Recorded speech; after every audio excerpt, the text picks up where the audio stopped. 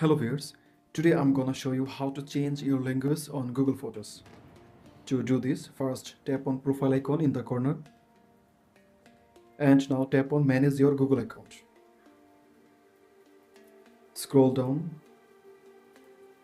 and now tap on search Google account and now type language. Now tap on language and now tap on the pen icon and search for your language.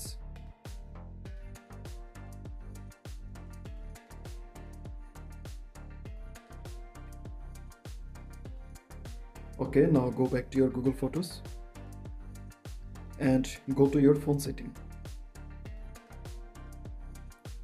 Scroll down, tap on General Management. Now tap on Language. Now change your language from your device.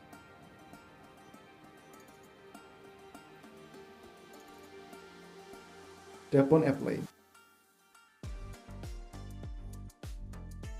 By changing your device language, you can successfully change the Google Photos language. Thank you.